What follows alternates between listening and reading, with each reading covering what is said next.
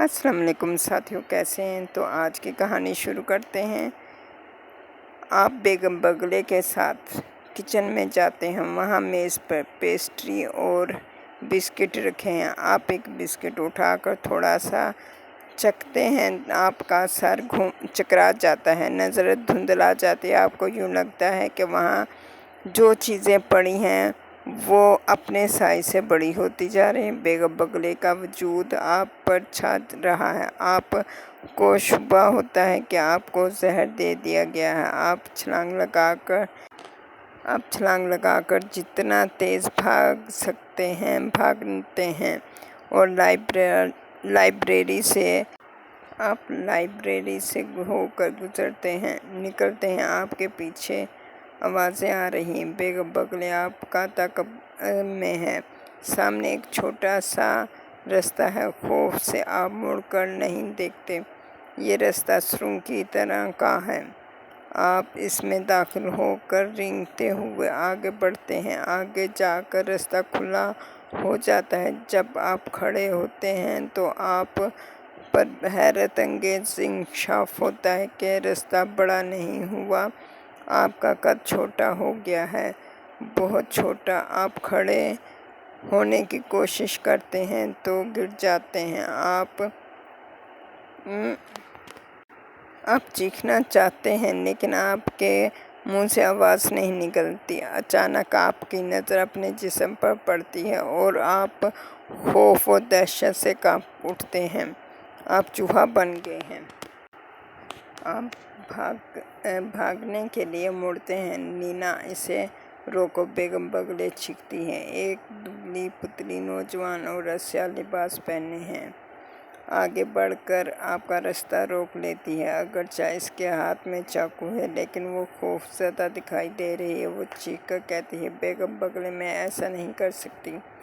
चुड़ैल सुन ले, मैं ऐसा नहीं कर सकती। वो औरत चीख रही है। आप मुड़कर बेगम बगले को देखते हैं। इसका चेहरा पहले से ज़्यादा जर्द और काबिल नफ़रत हो गया है। आप उसकी तरफ देखते हैं तो उसकी आंखों में काली बिल्ली की झलक दिखाई देती है। फिर वो फर्श पर गिर जाती है और आप और नीना झुककर उसकी नब्ज़ देखते हैं। वो मुर्दा लगती है। नीना चीख कर कहती है, तुमने मेरी जान बचा ली। हम फ़ौरन यहाँ से निकलने चाहिए। आओ मेरे साथ चलो। आप उसके साथ भागना चाहते हैं लेकिन फ़ौरन आपको निशी का ख्याल आता है। चौकीदार बड़बड़ा कर कहता है।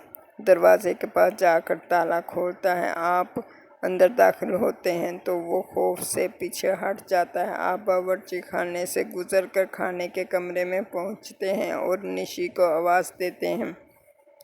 फिर आप लाइब्रेरी में दाखिल होते हैं जहां कालीन पर एक सब्ज़ आँखों वाली बिल्ली खड़ी है, आपको घूर रही है। वो बेचैनी से इधर उधर टहलती है और फिर भाग जाती है लेकिन जल्द ही वापस आ जाती है। वो आपको यूँ देखती है जैसे इशारा कर रही हो कि आप इसके पीछे आएं।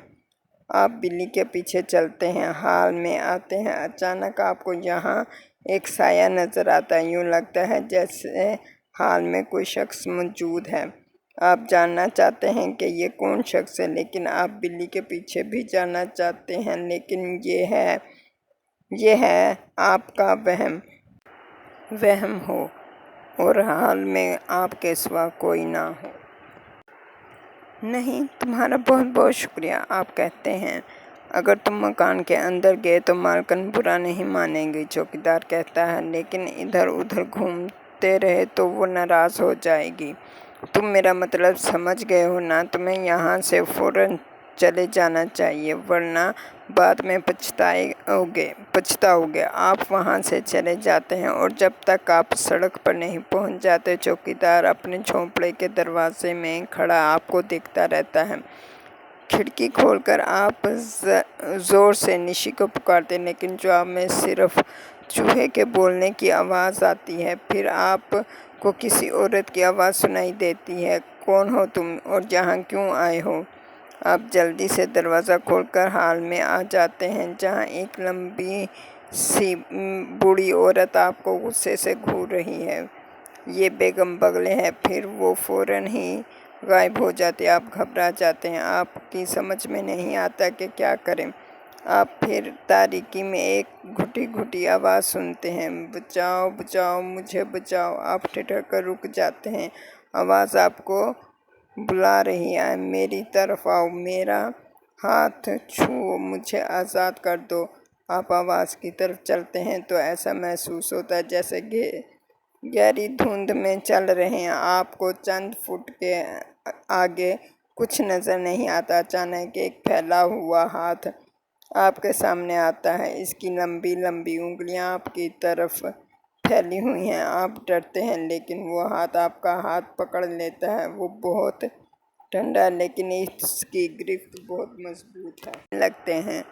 चूहा डरकर एक कोने में चला जाता है। अचानक आपके दाएं हाथ की तरफ कुछ हरकत महसूस होती है। एक बड़ी सी काली बिल्ली उसने जिस्म अकड़ा रखा है और उसकी आंखों में खौफनाक चमक है। आपको देखकर वो नफरत का इजहार करती है, फिर मुड़कर चली जाती है। आप इसे भी पकड़ने की कोशिश करते हैं। उसकी दुम एक लम्हे के लिए आपके हाथ में रहती है, फिर वो फिसल कर निकल जाती है और बिल्ली एक अलमारी में घुस जाती है। आप अलमारी के अंदर झांकते हैं। इसमें एक छोटा सा रास्ता दिखाई देता है। आप इधर उधर देखते हैं, देखते हुए सोने के कमरे में जा निकलते हैं,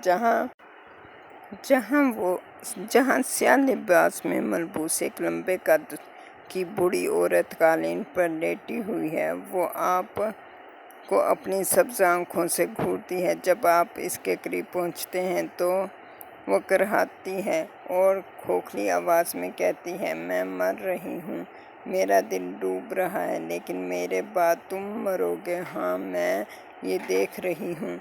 तो साथियों, इसके साथ मुझे इजाज़त दीजिए। सब्सक्राइब और लाइक ज़रूर कीजिएगा मेरी कहानियों में, या ज़रूर। तो इसके साथ इजाज़त दीजिए। अल्लाह हाफिज़।